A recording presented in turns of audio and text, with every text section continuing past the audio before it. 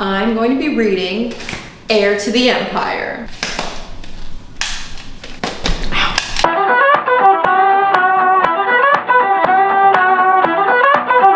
I even wear my special pajamas just for this. Oh, I spent this one too far. Hello. There.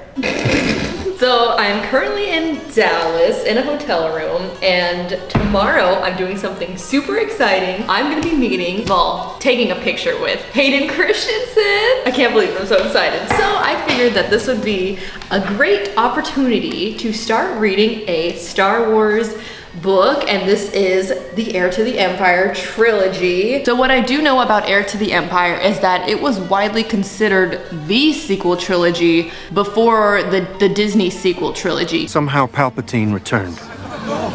Thrawn is a primary antagonist in this series. I know Thrawn from Rebels. He was such a great character. I really loved watching him in Rebels, and I know a lot of people knew him from these books first. He was just such an interesting villain because he wasn't a Force user. He used his intelligence, his mind. He would outsmart people. He was just so calm, cool, and collected, but in the most terrifying way. I'm also going to be getting my own lightsaber tomorrow, an actual lightsaber, not Anthony's childhood toy from like the 90s. But I'm gonna be getting a real lightsaber at the convention tomorrow, so I'll definitely take y'all along with me. Okay, I'm taking off the cover so that I don't ruin it.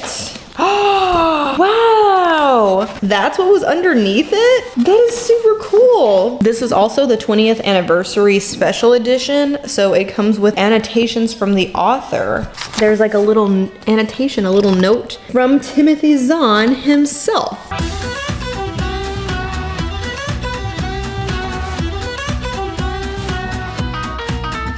So I read the first chapter of the book last night. Ignore Anthony, he's trying to hype himself up to be the Jedi conspiracy theorist. I'm really enjoying it so far. I will say though, I think that the annotations, they're really cool and really interesting, getting these tidbits of backstory and stuff, but I feel like they're kind of taking away from like my flow of the story. Sometimes he'll say things like, I was trying to expand on Thrawn's motivations here. I'll talk about them more later in the book. Definitely is not the original experience that people had when reading it, you know, not looking forward to stuff like that. Even though the annotations are so interesting and I feel like I've learned so much, like especially stuff about Vader's mask and what Timothy Zahn originally planned to do with the word Sith. I think going forward, I'm just gonna not read the annotations anymore, and maybe I'll come back to them after I'm done reading.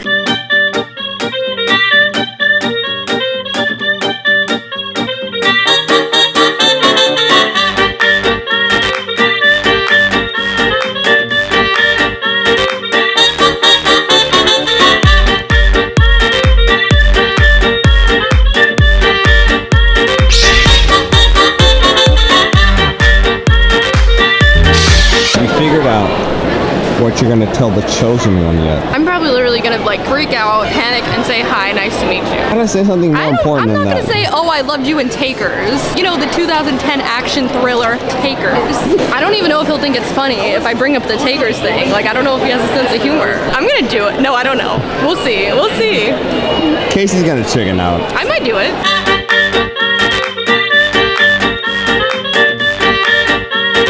I was like, I loved you in the movie Takers, and he was like, oh, thank you very much. I'm so embarrassed. He was like, oh, thank you. Like, you know, like, thank you very much. Like, it wasn't a joke, and it came off so awkwardly, and then I like fast walked out of there while like awkwardly laughing, and now I'm just really embarrassed, and I embarrassed myself in front of Hayden Christensen. And to add insult to injury, I had my DJI mic on, like right here, because you're not allowed to film when you're getting your picture taken. It literally died as I was about to go in. And I don't have it. I had it when I was right in line, right in front of him. Like, I had proof of me freaking telling Hayden Christensen I loved him in the movie Takers and running away awkwardly, and I didn't record it.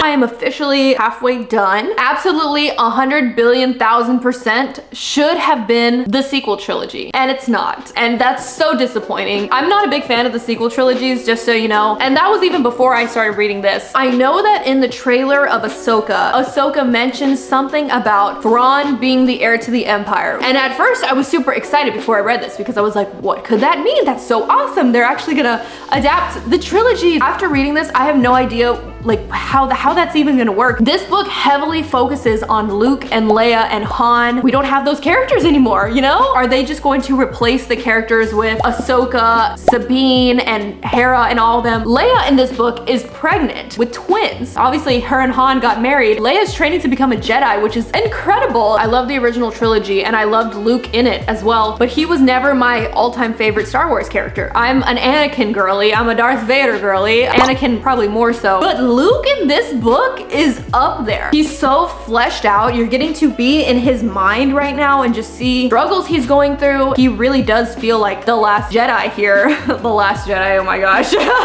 We got the introduction of Mara Jade. I have heard before that her and Luke, I think, end up married. As of right now, Mara Jade like hates his guts and we don't know why, and Luke doesn't know why yet. I'm a sucker for romance. That's like my favorite genre. This is feeling like an enemies to lovers trope right now, which I love.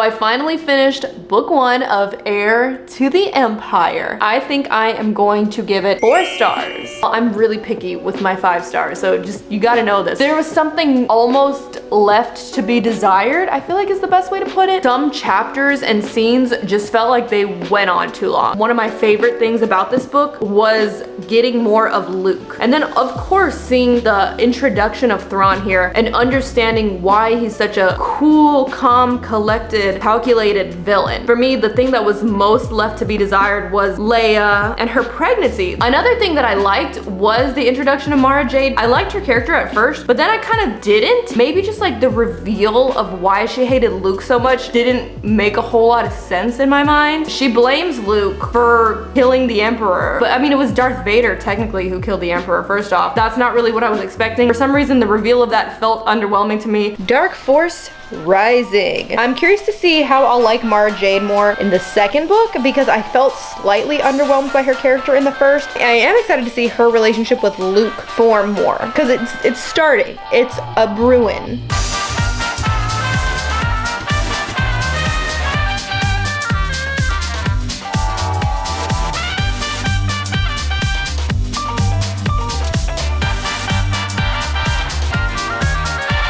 So I'm officially finished with book 2. Overall, I actually enjoyed this book more than the first one. Looking back in hindsight, I gave the first book a 4 stars. After thinking about it, I think I have to downgrade it to 3.5. As a book reader, the more I thought about the way the book was written, I guess, there was a lot left to be desired. I was a lot more intrigued throughout book 2, but there were still a couple of the same problems that I ran into during book 1. Overall, I think I'm going to give this book a 3.75 stars. To me, these books in my head have been so hyped up to be like these incredible stories, and they're good. Don't get me wrong, they're good. And I think a lot of it does come down to the writing style itself versus the story. But I will say though, the audiobook was amazing. My absolute favorite part of this book, the second book, was Leia's storyline with the Noghri. I loved learning about the Noghri. I loved them calling her Lady Vader. I feel like Leia had a lot of character development. Last book, that's how I felt about Luke. This one, Leia, I just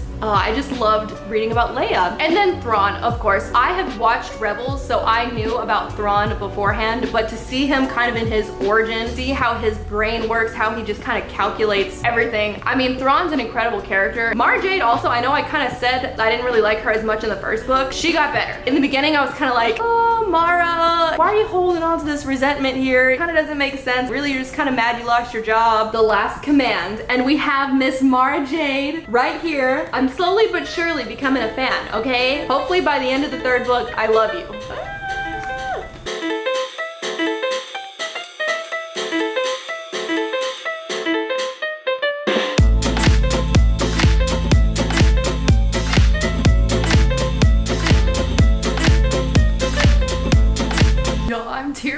I'm like about to cry. Leia's giving birth right now, and it's just so sweet. And I just feel like the contrast between what happened with Luke and Leia and Padme, obviously, and then just to see her give birth to her own twins now. She has the Force, so she's like communicating with her babies through the Force. Such a beautiful moment. It's just so sweet. I can't.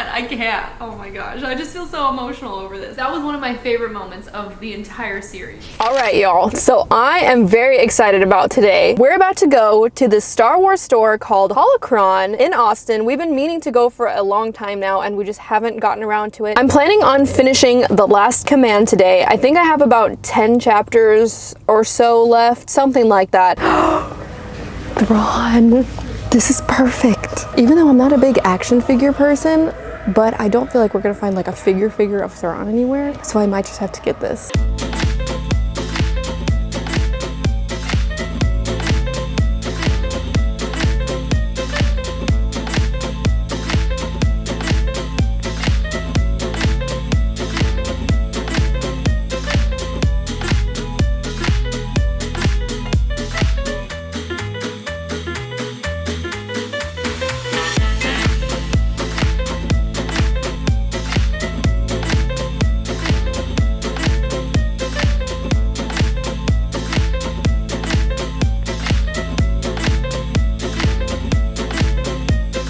So I ended up liking that Star Wars store way more than I thought I would. Let me know if y'all want to see a full vlog just about that store. I did end up getting a Thrawn figure to commemorate me reading this whole trilogy. Anthony also wanted to buy Jabba the mug, which I thought was kind of impractical because like I don't even know how you drink out of it. And I got these Darth Vader Christmas lights because I couldn't pass them up. This is the Jabba the Hutt mug, so that's where you drink out of. It seems very impractical and kind of gross.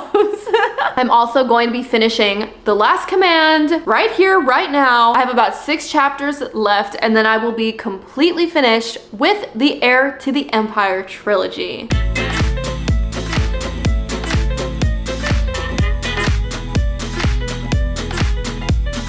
What? I can't believe that just happened.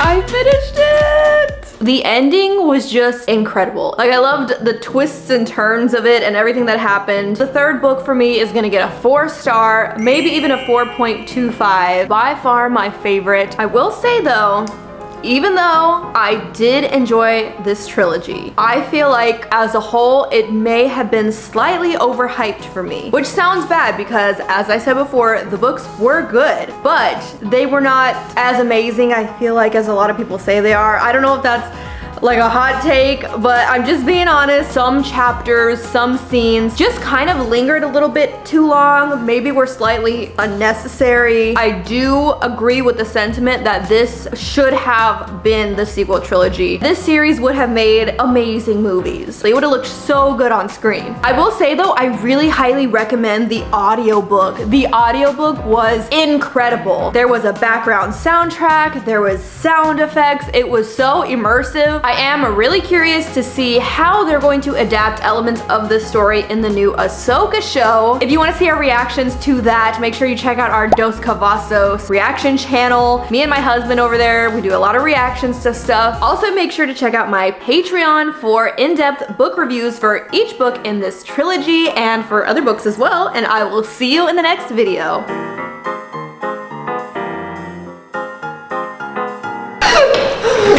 This is what like everybody does after a convention.